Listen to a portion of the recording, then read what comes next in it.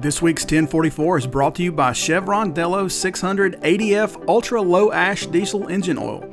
It's time to kick some ash. This week on the 1044, we're in the middle of hurricane season. What does that mean for rates? What does it mean for transportation as a whole? And what does it mean for your business?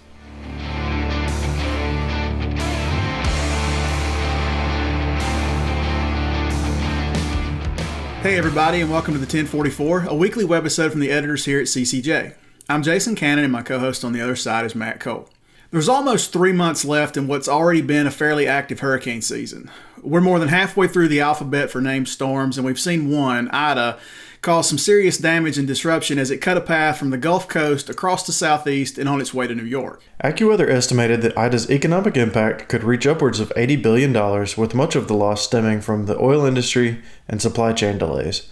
It's not uncommon for areas affected by a storm to become a hotspot of sorts for the spot market, as the need and demand for water, ice, food, lumber, and building supplies start to skyrocket. Since freight flows in a pretty consistent and general direction, when you have these natural disasters, it disrupts that flow that's already in place.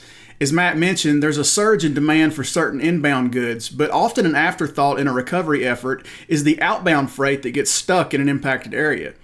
Those goods are still needed by the rest of the country. And Mark Dirks, Chief Marketing Officer for 3PL Blue Grace Logistics, said the intersection of outbound and inbound freight is what causes snarls in the greater supply chain. So it's kind of that intersection between freight being needed to move into those areas and the freight coming out, that really what happens is it constricts the capacity available for the supply chain. And with that restriction or contraction of the available capacity, it starts to impact service levels. It starts to impact capacity availability in general. It starts to impact pricing, and it puts a lot of other dynamics and elements into the movement of freight in and out of those areas for both carriers and for shippers. Recovery efforts in the wake of a major storm on the local level generally are underway before the rain stops, but it can take 2 months or more for the supply chain to iron itself out. Carriers have choices when a hurricane hits. Generally what happens is FEMA will set up these hot spots where carriers will go and drop trailers in there, right? And those carriers may leave, right? They may take those drivers and their power units, and they may just drop a bunch of trailers in there to be loaded and unloaded and pull in and out. And they may leave those trailers for local carriers to shuttle those trailers in and out of the disaster affected area. Carriers also could move those trailers in, and they could leave that power unit and that driver with that trailer. So that those trailers and power units and those trailers and power units and drivers, they're no longer available capacity for the market, right? And not just dropping the trailers and taking that one load out of the freight network. It also is the reload, right? Because carriers will go drop a load, pick a load, right? So that's that constraint of that capacity. And generally what happens is when you have a natural disaster like Hurricane Ida, you're looking at a minimum of 2 weeks, but probably more like a month, probably a good solid 30 days of disruption of this capacity. And then it might take 2 weeks to another 30 days to reposition all of that equipment back into where its normal freight flow goes. That hurricanes are somewhat predictable on a number of levels, they tend to surprise very few people if you're paying attention. With that in mind, there are measures carriers can take in advance to insulate themselves from disruption, while also leaving themselves some wiggle room to take on these good-paying disaster relief loads. But before Mark gets into that, let's hear from 1044 sponsor Chevron Lubricants. Did you know that 90% of the ash and soot trapped inside your DPF right now is caused by your engine oil? It's not like you can go without engine oil, so there's nothing you can do about it, right? Wrong. Chevron spent a decade developing a no-compromise formulation when it comes to minimizing ash output and maximizing engine protection. Delos 600 ADF with OmniMax technology is an ultra-low ash diesel engine oil that is specifically designed to combat DPF ash clogging by cutting sulfate ash by 60% and extending DPF service life by 2.5 times. Delos 600 ADF also enables extended drain intervals thanks to an advanced antioxidant technology that prevents oil breakdown even at the high temperatures found in modern diesel engines. And by slashing the number of regens, Delos 600 ADF with OmniMax technology comes with a 3% fuel efficiency increase throughout the DPF's lifetime. If you're keeping score at home, that's decreased downtime, extended maintenance intervals, and improved fuel economy. That's real money in your pocket and time saved. Before you had to choose between protecting your engine or your after-treatment system, but now you don't. Delos 600 ADF with OmniMax technology. It's time to kick some ash. The first thing is, like you said, just be aware, right? Be aware and be following these storms or these natural disasters. And then beyond just being aware is really having a plan, right? What are you as a carrier going to do from a strategic standpoint?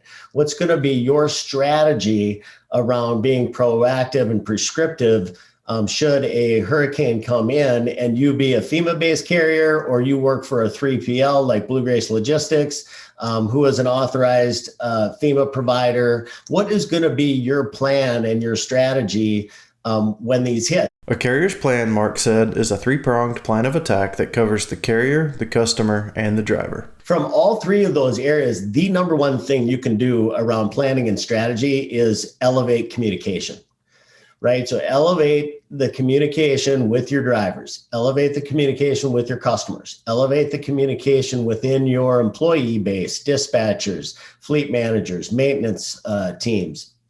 Elevate that level of communication and make sure that they know and that they understand what your strategy is and what your plan is should a hurricane or other natural disaster hit.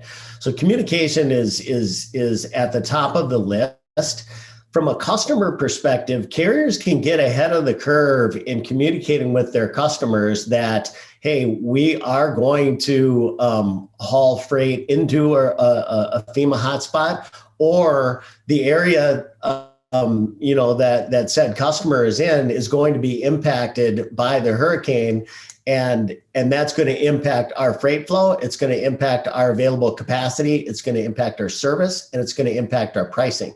So each one of those things, right, should be addressed with customers. And one really good idea that a carrier could do is forward communicate customers to increase their inventory replenishment early. Right. So through that planning process, if we know or we think and we can predict that these hurricanes are going to come in, let's increase your inventory and your replenishment process before that comes. So we have a stockpile, right? So we have a stockpile of necessary products and goods that, prior to the hurricane hitting or prior to the hurricane season. For a carrier, the things that you should be looking at in your planning is during this, non-normal time, how am I going to deal with service? How am I going to deal with pricing? How am I going to deal with my drivers?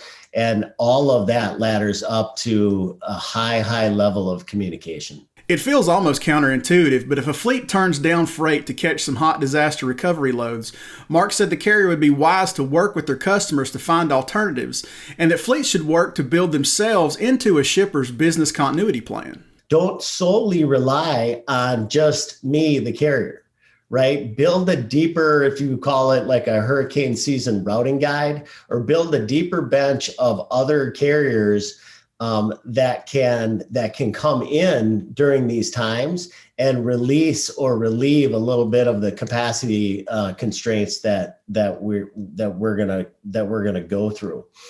Another idea is to talk to your customers about their continuity planning, right? So most shippers, especially large ones, are going to have continuity plans for when natural disasters happen.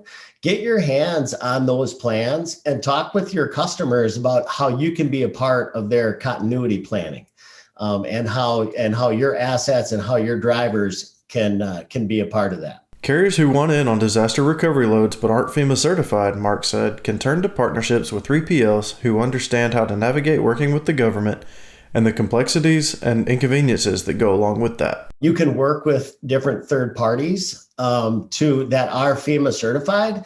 And a 3PL in the time of a hurricane, one of the real values that they offer is that they know and understand the protocols for FEMA freight and for natural disaster freight. They know the process, the disaster recovery process. They know the elements. They know the FEMA organization itself, and that allows the carrier to focus on execution. Right? I don't need to necessarily have to manage FEMA and getting paid and all that kind of stuff. I can use my 3PL for that, and I can focus on moving the freight and hauling the freight. It's a lot of the relationship management, the technology, the getting the orders or the shipments accurate, getting the routing and the protocols, right? Because when you go into these FEMA hotspots, there are driver protocols for safety. COVID also has now placed another level of protocols on that. And then there's the billing and the receiving, right? So, I'm a carrier. I've hauled a load. If you're using a 3PL or a 3PL with a quick pay program, you're likely to, receive your invoicing, much quicker than maybe the standard process. So the 3PL manages the relationships. They manage the technology. They manage the process. They understand the protocols. And we allow the carrier to focus on transporting that freight in a safe way, and focusing on the execution in a safe way, and then making sure that that you get paid for the service that you've provided. And I think the number one thing there, right, is that as a carrier, I get opportunity to some attractive freight because it is expensive, right? Because the market has contracted from capacity and prices have gone up. So I do get access to some, financially good looking freight.